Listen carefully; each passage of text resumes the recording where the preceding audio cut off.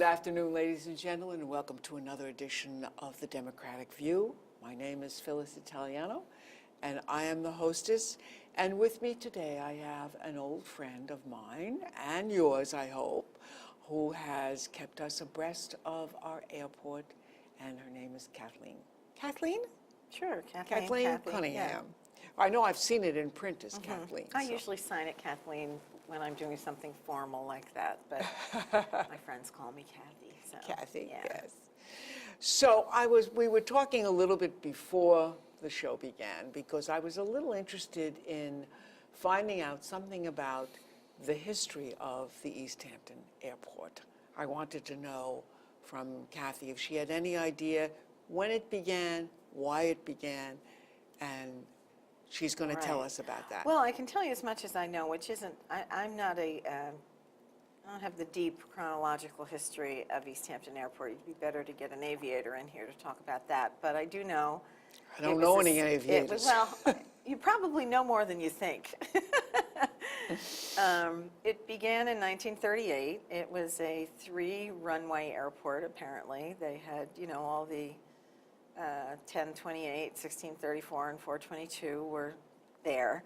But they were just dirt roads. And local people flew in and out, sometimes from, out of state, or weekenders would come in via plane. I think I was telling the story of one of the trustees of the Village Preservation Society, Ira Washburn, who was when he was attending college at Yale, would fly in on weekends. And he showed me his pilot's license, which was adorable. It's this old thing. So 1938 is a long time ago. It's when... I'll say. And aviation was not really even that well regulated at the time. I'm not sure when the Federal Aviation Administration came to be and when their influence on the governance of airports and matters of the air were established. But people used planes. There were folks out here that had planes that used them for crop dusting. And also a lot of those planes, once the agricultural industry started to decline a little bit, would fly those banners around that you see at the ocean sometimes, those advertising banners. Well, a lot of those planes were crop dusting planes at one point. We used to have them all the time in Fire Island. Right, yeah. Right.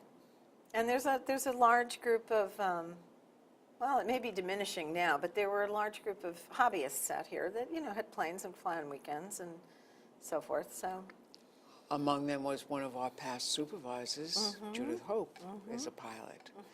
She and her husband. Right, her husband and Tom fly too. in and out. And so we have had an awful lot of discussion about the airport in recent times. I know that when I first moved out here, 2004, I rarely heard a plane. And I must say that is no longer true. It's no longer the case. I can actually even hear them over my house, and I live in the Springs, and I don't know why I'm hearing them over my house. Right. But I hear them over my house Sunday night, Friday night, 12 o'clock at night, flying, planes coming in. Right. And sometimes if I'm eating my breakfast outside, which I love to do, I hear them also at that time. Right. So they have certainly become much more of an issue, the sound of them. And what had shocked me was when I heard people coming to the town board and who were from the North Shore who were saying, this disrupts our lives. Right. And we're paying a price for your airport. So where are we now? Well, that's a really good question. The noise abatement community was very encouraged by the results of the election. Kathy Burke-Gonzalez, who ran on an airport noise mitigation platform for the most part, was elected into office, actually had the most number of votes, and Yes, I know. is now the airport liaison and we're very encouraged by that because we think that she really understands the plight of the noise affected. We're also very encouraged that Larry Cantwell is the supervisor because I think he understands that too, especially his tenure at the village. The village of East Hampton has its fair share of aircraft noise, largely jets, but helicopters as well. And so he's educated about the problems. And of course, Councilwoman Sylvia Overby and Councilman Peter Van Scoik, who really fought the good fight there under difficult circumstances, are Really? They had difficult circumstances? are really. I can't believe that. I know. Well, anyway, they are.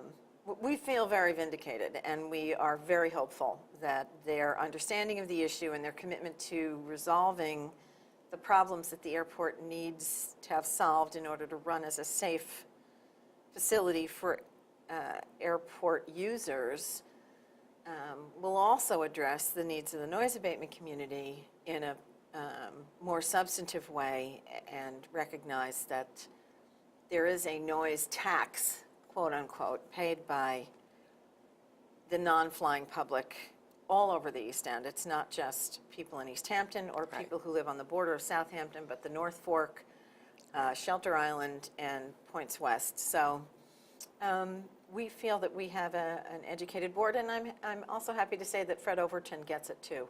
I've had good conversations with Fred, so I think we're going to have a very active town board to resolve the issues that need attention at the airport. So what is the first thing they have to do? Isn't it to sort of begin to understand how self-sustaining financially the airport is? Yes, that's an excellent point.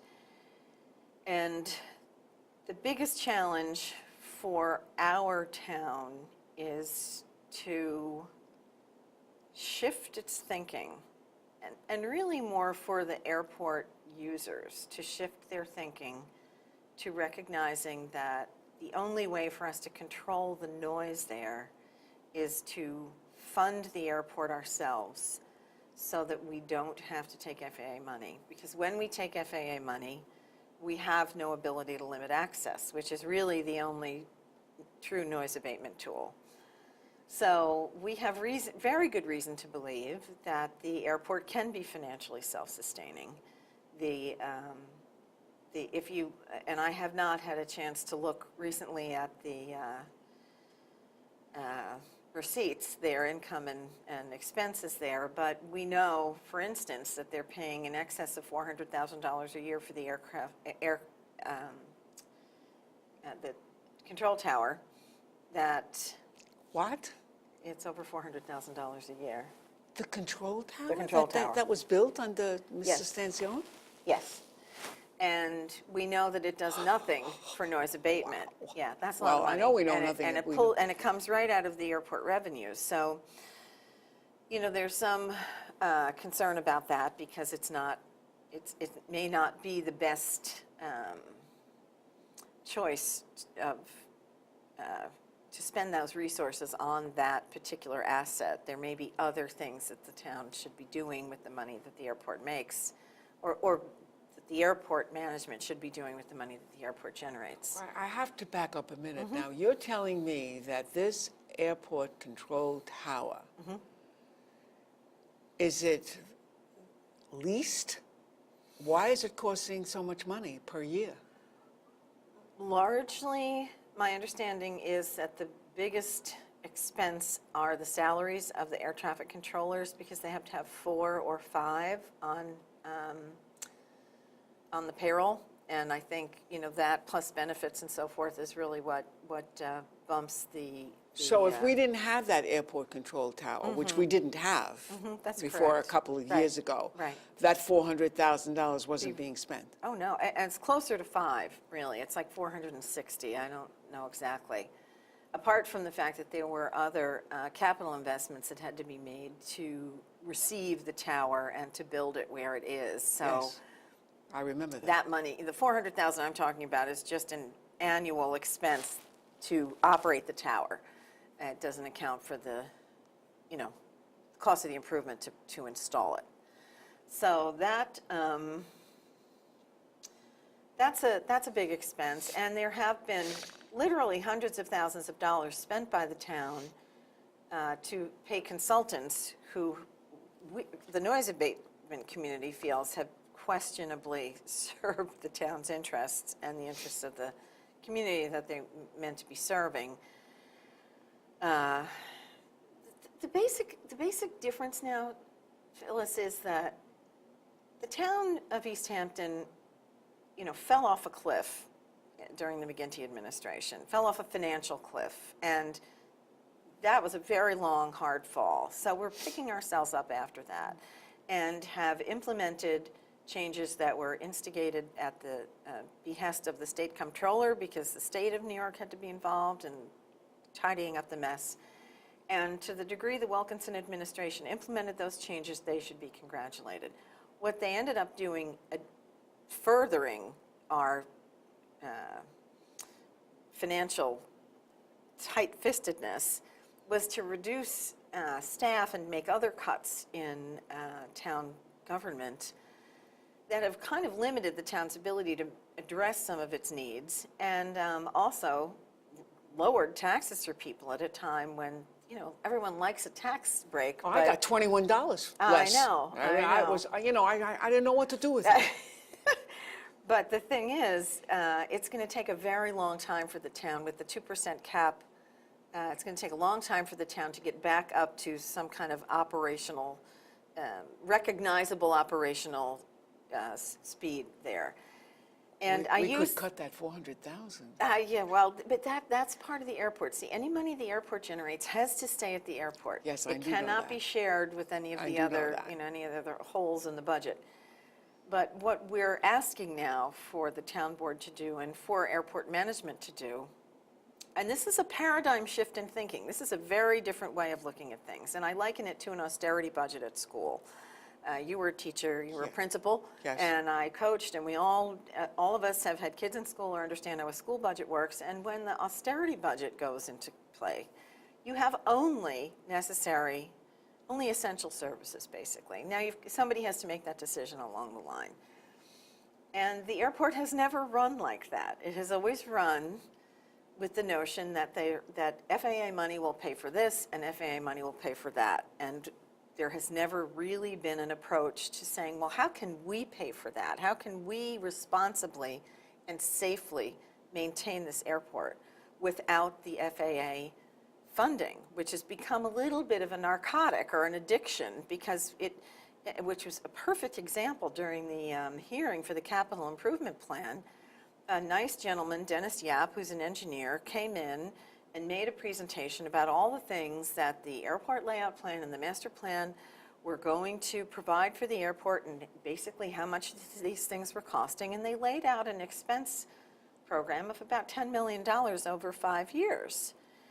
And there was absolutely no scrutiny applied by the engineers themselves on simple things, which Councilwoman Overby brought up in a moment of genius, to my mind, saying she picked out a line item where it said $45,000 for sign engineering. That's at the airport, $45,000 just to engineer the signs. And she asked Mr. Yap why that, and he said, well, they're outdated. So outdated signs are going to cost $45,000 just to engineer, not to manufacture, and so forth. So I would do it for $5. There's a whole approach to, and it's fascinating, because in an environment like ours, and certainly during the Wilkinson administration, where they were so attentive to financial matters, and did a good job at that. Yes. The airport never entered into that discussion. I know. There's just this big old lump of money out there. Take FAA funding to do this, do that. You have a wish list. What do you want? We can pay for it somehow. So that is the big shift in thinking that needs to happen, and it's happening at Town Hall. It needs to happen in the aviation community so they can work hand in hand with the current administration to get the necessary safety improvements that they need, and they do need some. There's no question about that. But we need to find ways to fund it, and we have excellent revenue streams there that can fund it. long as Like we, the people who use it should be paying for it? there's that, there is that. That makes a little sense. It does make sense, and we need to be thinking creatively about revenue streams, that there are, because of the 2% cap on what the town can bond for, we need to we've got 600 and some odd acres over there. Is the community best served by using every one of those acres to support this airport? It's a good question. There may be other ways to do it, and that's yet to be seen. But I think one of the revenue streams that we had been thinking about is parking. You can charge people to park. People pay no money to park there. Wow. There are all those cars, and nobody pays to park. One of the things I would like you to go over, in case people don't know, that when a plane leaves the ground and is in the air, it is under FAA control. That's correct. Right. That's so that we don't have people bumping into each other in the midair. Right. So that is the truth. But what we're talking about, or what you're talking about, and I guess I am too, is the ground, is the actual airport. Right. And how much control the FAA can have over that can be nothing if we don't accept their money. What you're alluding to are the rights of the proprietor. That's a term that's used when you own the airport, as East Hampton does. They are the proprietor of the airport. The rights of the proprietor are abandoned. They're surrendered every time the town signs an agreement with the FAA to take grant money. The applicable grant assurances that inhibit our town from now imposing access restrictions, like we're going to close on Christmas Day, as an example. Certain days of the year the airport is not open. We're going to close between 10 p.m. and 8 a.m. No flights, except obviously for emergencies or military operations. Those are exempted from any of that always. But that's the kind of thing we can do beginning on December 31st, January 1st of 2015 at 12:01 a.m., a day I never thought I'd live to see, without FAA funds shackling our community to FAA regulations. The FAA insists that the airport be open 7 days a week, 24 hours a day, 365 days a year. That particular grant assurance is going to be relieved. It will have expired on December 31st, 2014 at midnight. I'll lead the parade. Oh, boy, I am going to be, we are going to have bells on that day. It's going to be an exciting day. But in the meantime, the town has a lot to do to prepare for that moment, because they still need to operate a safe airport. Yes. The way the airport operates will still be under the jurisdiction of the FAA, but the access rights are up to the proprietor. We talked earlier a little bit about how of all the airports in the country, only 17% of them accept FAA funding and the related grant assurances to operate their airports. So that means 83%, the vast majority of airports in our country, operate without FAA funding. So clearly it can be done. And most of the airports within that 17% percentage points are big ones like JFK or LaGuardia, where the maintenance are huge, they're huge capital investments. There aren't that many smaller airports that are within that 17%. No, there just aren't. Are you telling me that JFK is not under FAA? I'm telling you they are. 17%. That JFK, LaGuardia are within the 17% that take the FAA funding. They take the But it's to use an example, that they're big commercial operations, and they do need to repave their runways much more frequently than we do, and of course can need that kind of financial support to achieve those goals, to maintain a safely operating airport. But we need to be able to monitor our airport and to be able to close it. I use as an example, I was sitting wrapping presents on Christmas Eve at about 11:45, and a helicopter came in, and then a jet came in, and it back and forth. It was, forget about the silent night, holy night. I mean, I'm not a raging, religious person, but you think, really? Maybe it was Santa Claus and you didn't Yeah, realize. well, yeah. That's what I thought, because I was trying to think, okay, what kind of letter can I write to the editor about this? And I decided not to do it. But I haven't heard back yet. I sent a request into the noise abatement hotline and said, please let me know who these people were and chart this down, because that's not fair. This is not fair. That's the kind of thing we would be able to control. And that's really the kind of thing that most airport noise abatement advocates are looking to control. No nighttime flights in the middle of the night, not ever no nighttime flights in the dark, but, let's be reasonable. Do you have to come in at 2 in the morning? Oh, I hear them all the Yeah. time at 2. Yeah, I think most people don't have to travel at 2 in the morning. If it's an emergency, it's one thing, but we know that's not the case. So this will be an exciting time, and the town has before it a task to establish the kinds of noise studies that will anchor its claims, because once it does begin to take back its rights as proprietor, they'll be challenged by, the Eastern Region Helicopter Council has already said they'll sue us. We know that's going to happen. But there's a precedent in the law that provides that a proprietor can exercise their rights as long as they're reasonable, non-discriminatory. There's another word there. It's called the reasonableness standard. And as long as we meet that standard, we'll be within our rights to do it. I expect we will. So, wow, that's more than I expected.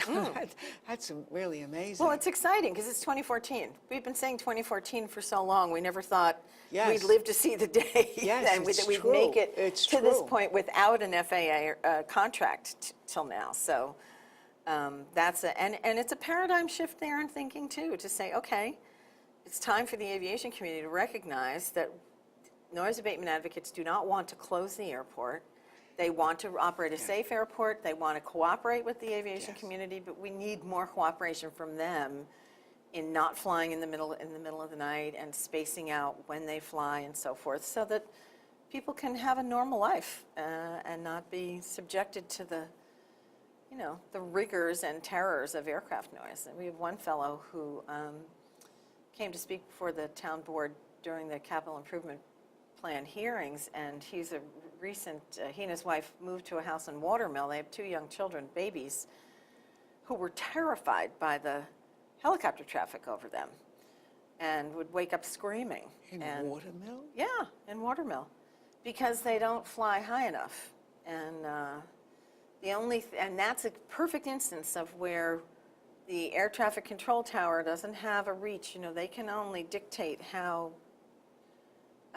traffic operates within a 5-mile radius of the tower itself, and Watermill is not within that radius. No, it isn't. But it shows you that the pilots are flying off course, and they're also flying too low. So that's where an excess... Wait a minute, I thought a helicopter went up and down like that. That's the way it does in the movies. Yes, it has the technical capability to do that, but they just don't. They choose not to. Wow. And I can't answer why. I don't know why. You would think there would be an enlightened self-interest for them to do it. If we had gotten cooperation from them, we'd be in a very different place, but we haven't. And I think Jeff Smith of the Eastern Region Helicopter Council has made an effort to work with his pilots. But I think, and I really understand this from a personal point of view, the skies are the last frontier, They're kind of the last place you can do what you want. And I get that. There's a part of me that really enjoys the Renegade. But this community that we live in is not some rural backwater or some place where nobody really cares.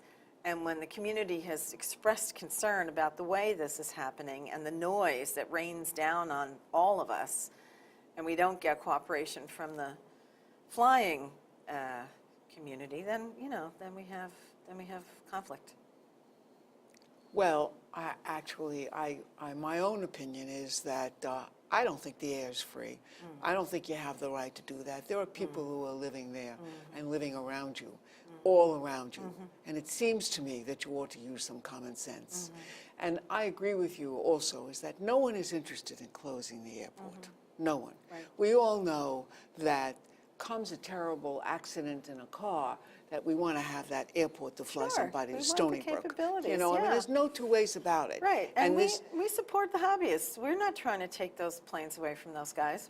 We're not, you know, there's a small community of pilots here that have their planes, but they're not the ones that are flying in at 2 in the morning. no. And what has often baffled me is why we don't have more support, why the noise abatement community doesn't enjoy more support from the local aviators, because really it's the commercial operators with these jets and helicopters. Not to say there aren't some people here that own jets, they do, but the commercial operations are really what has vaulted us off the charts in terms of discomfort and disagreement. And they really should be working with us to get what they need for their airport, but acknowledge what we need too. So they haven't been too smart. Well, some of them have. I mean, I've had some good conversations with some pilots when I've been able to have access to them, but I think it's been an age-old stance. And again, this is the paradigm shift we're talking about. It's time for the aviators to shift into the new mode that it's not just all about you and your plane anymore. And people that want noise abatement don't want to close the airport. Find a way to work that out. Well, we are going to watch this as it unfolds in the next couple of months, and we're all going to wait for December the 31st, and January 1st at what is it going to be? It's 12:01 or what is it? 12:01 a.m., January 1st, 2015. Sounds great. Yeah, I you're going to have a big party down there. I want to be there, as a Right, matter of right, fact. That would right. be nice. Thank you Okay. so much for coming Thanks and for having me. enlightening us on all of this. Sure, it was great to be here. Thank you. You know what?